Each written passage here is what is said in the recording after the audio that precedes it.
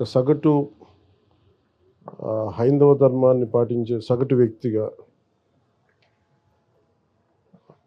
హైందవ ధర్మం అవమానపరుస్తున్నా, దాన్ని దిగజార్చేలా మాట్లాడుతున్నా, దానికి ఒక ఆల్టర్నేట్ వాయిస్ ఉండాలని కోరుకుంటాం. మహాభక్తి అంటే నేను వారికి చెప్పదలుచుకుంది ఏంటంటే, ఈ ప్రోగ్రాం ద్వారా ఎప్పుడు కూడా మన చరిత్ర స్కూల్లో మనందరం నేర్చుకుంది కానీ, ఇప్పటికీ నేర్పుతుంది కానీ, మన ధర్మం తాలూకు లేదంటే మన చరిత్ర తాలూకు గొప్పతనం ఎవరు చెప్పరు.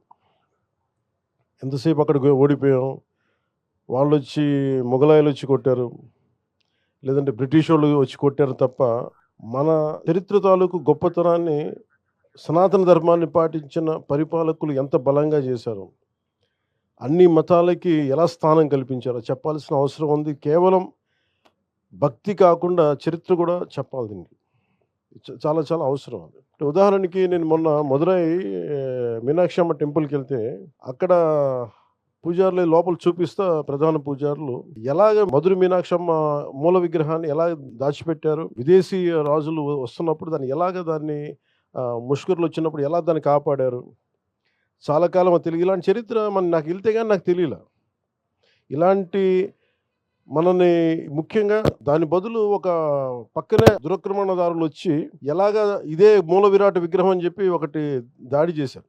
అంటే శివలింగం ఉంటుంది, శివలింగాన్ని దాడి చేస్తే శివలింగం మధ్య కట్ అయిపోయింది. ఆ ఘాటు ఉంటుంది, కత్తి ఘాటు. కానీ అలాంటిది చరిత్ర అందరికీ తెలిస్తే, మన గత చరిత్ర తెలిస్తే ఇది ఎంత అవసరం మనకి, మనం ఎంత కాపాడుకోవాలి.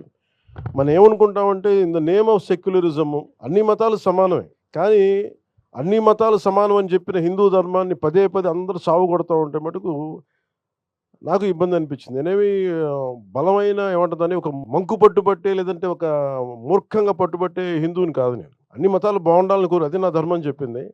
కానీ అలాంటి నా ధర్మం మీద పదే పదే దాడి చేస్తున్నప్పుడు దీనివల్ల ఓట్లు వస్తాయా, ఓట్లు పోతాయా నాకు తెలియదు. ఇవన్నీ ఏ దేవుడైతే ఉనికినిచ్చాడో, ఏ పరమాత్మ అయితే మనకి స్థానం ఇచ్చాడో, ఆయన కాపాడుకోలేనప్పుడు ఈ ఎన్ని పదవులు వచ్చినా నిష్ప్రయోజనం. పైగా ఇంకోటి, పొలిటికల్గా కూడా మనం ఎంతసేపు మిగతా మతాల మీద దాడి జరుగుతున్నప్పుడేమో మనం వెనకేసుకొస్తాం. హిందూ ధర్మం మీద దాడి జరుగుతున్నప్పుడు ఒకళ్ళు మాట్లాడరు, ఎందుకంటే ఓట్లు పోతాయని. ఇది చాలా లోతుగా దీని మీద డిబేట్ జరగాలి. చరిత్ర గురించి మాట్లాడాలి, అన్ని చరిత్రలను కలపాలి.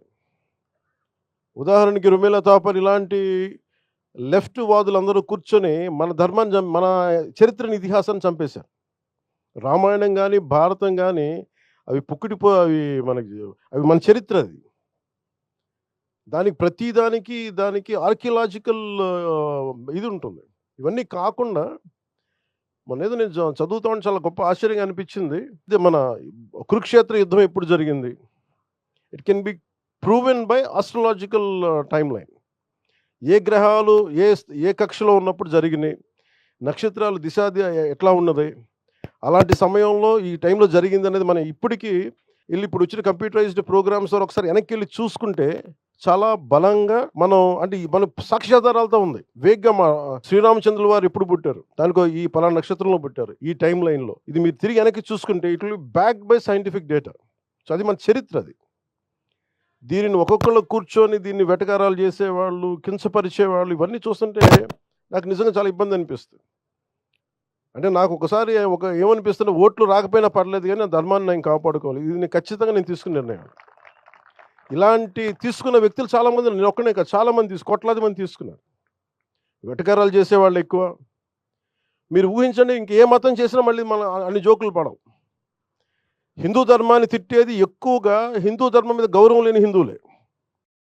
వెటకారాలు ఎక్కువ మనకి. అదే మీరు కూర్చోబెట్టి ఇంకే మతం గురించి మాట్లాడదామని మళ్ళీ భయం, వచ్చి ఇంట్లోకి వచ్చి కొడతారని భయం, అంతే.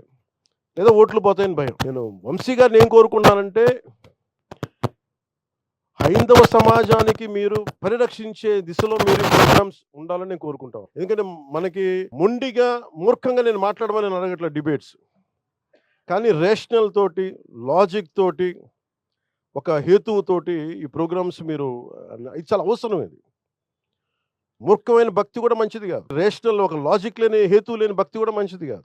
హైందవ ధర్మం ప్రతిదానికి నిలబడదు, హేతువుకు నిలబడద్ది, పారిపోదు, మూర్ఖంగా చెప్పదు. ఇదే మన పర్మనెంట్ సొల్యూషన్ చెప్పదు. It is ever evolving religion. నిత్య నూతనంగా తనని ఆవిష్కరింపజేసుకునే ధర్మం సనాతన ధర్మం.